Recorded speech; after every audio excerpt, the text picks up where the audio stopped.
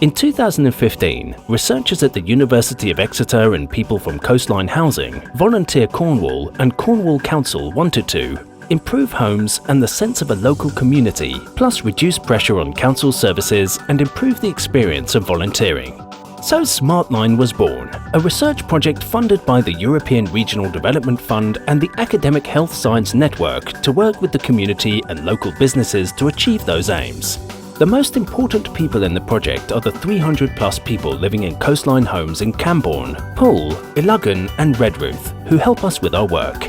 And we put sensors into all of the homes to monitor temperature, humidity, particles and gases in the air, and energy and water use. So far, they've provided 500 million bits of information. We've also carried out surveys of all our householders to find out more about them, such as how much time they spend inside their homes, how they use their heating, and aspects of their lifestyles and families. And we've worked with our communities to create activities, projects and courses, which they've told us could be beneficial. We've worked with over 150 businesses in Cornwall and the Isles of Scilly to help them develop new products and services. So what have we been doing with all this information? Next are just a few headlines to give you an idea of what we've found out. We discovered that older people living in social housing are 2.4 times more likely to develop asthma related to the smell of mold than homes that don't smell of mold.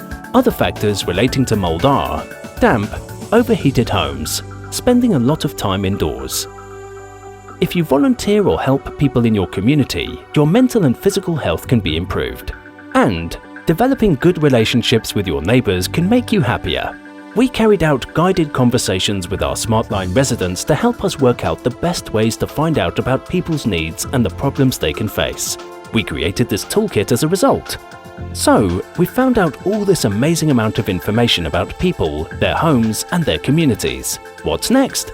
We have applied for additional money to continue working with local people and businesses to really make a difference on the ground, solving the everyday problems people have and sharing our work with other communities around the UK and the rest of the world.